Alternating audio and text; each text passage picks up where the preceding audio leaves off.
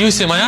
আমি জামাল শিকদার, তোমার স্বামী। আপনার আমি চিনি না, আপনার লগে আমার বিয়ে হয়নি। এই যে আমার তো ওনার লগে বিয়ে হয়েছে, আপনার আমি চিনি না।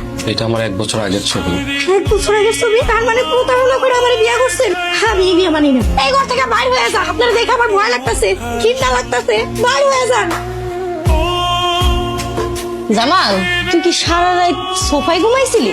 ওনার মুখ অর্ধেক পোড়া, আমার দেখলেই ভয় লাগে, ঘৃণা লাগে। এর থেকে তোমরা আমার একটা মুসির লগে বিয়ে দিতেন, তারপর আমি মনটার একটু সান্ত্বনা দিতে পারতাম। আরে ছেলেরা বিরাট ধনী, আর ওর যে মুখ পোড়া না, এটা তো দেখতে দেখতে সইয়েছে। আমি এই পোড়ার লগে সংসার করতে পারবো না। এই নবাবজাদির কন্যা, তোর কোন জমিদারের নাতির লাগে বিয়ে হইব? তুই ভর দুপুরে রোদের ভিতরে বসে আছো, মন খারাপ? না না চাচা, জোহরের নামাজ পড়ে এখানে একটু বসলাম। আমি জানি তুমি আমাকে দেখলে ভয় পাও, আমাকে ঘৃণা করো। তুই আম্মার সাথে ঘুমা। একটা রাতের জন্য আজকে আমি তোর রুমে থাকতে চাই। ভাইয়া, তোমাকে একটা কথা জিজ্ঞেস করি। কি জিজ্ঞেস করবি আমি জানি। তোদের ভাবি আমার এই বৎসরটা দেখতে পারে না।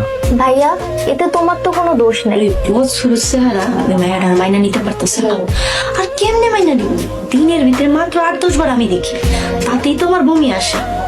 কথা কওয়ানোর সময় সম্ভবত যত পারি কম তাকাই ওর চেহারার দিকে। খালি কিছু কই না, ওরা সংসারটাও একলা চালাই দেখা। আম্মা, তুমি কি তোমার একা আসে? আমারও তো আসে। তাই দেখো না, বিভিন্ন অজুহাতে ভাইয়ের সামনে আসি না। হে আল্লাহ, তুমি আমার তাহাজ্জুদের নামাজ কবুল এবং মঞ্জুর করো। আল্লাহ, তুমি আমার মা, ভাই, বোন সবাইকে সুস্থ রাখো। এই বৎসরাত স্বামীর সংসার থেকে আমার মুক্তি দান করো। আল্লাহ, তুমি আমার মনের নেক বাসনা পূরণ করো। এই বৎসরতের হাত থেকে আমার মুক্ত করো। সরি, আমার শব্দ করে ঢোকা উচিত ছিল, আমি ভুলে গেছিলাম। আমি সরি। আসসালামু আলাইকুম। ওয়ালাইকুম আসসালাম। কেমন আছো বাবা? জি আলহামদুলিল্লাহ, ভালো আছি। মামা, মামি কই? মামি, কি করো? জামাইয়ের জন্য চা বানাইতেছি। খালি চাই, বিস্কুট টিস্কুট কিছুই নাই। এত চিন্তা করো না, যা আছে তাই খাইতে দাও, দিয়া বিদায় করো। বিদায় দিও মানে? জামাই দুপুরে ভাত খাইবো না? না, এত খাতিরের দরকার নেই। আর তাছাড়া জামাই আদব করবার তোমাকে কেউ সামর্থ্য হচ্ছে?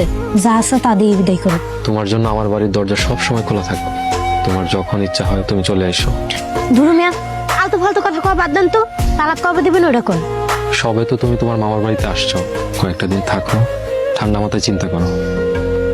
একদম নাটক করবেন না, কথা ঘুরানোর চেষ্টা করবেন না। আপনার ভাগ্য ভালো যে আপনার নামে আমি মামলা করিনি।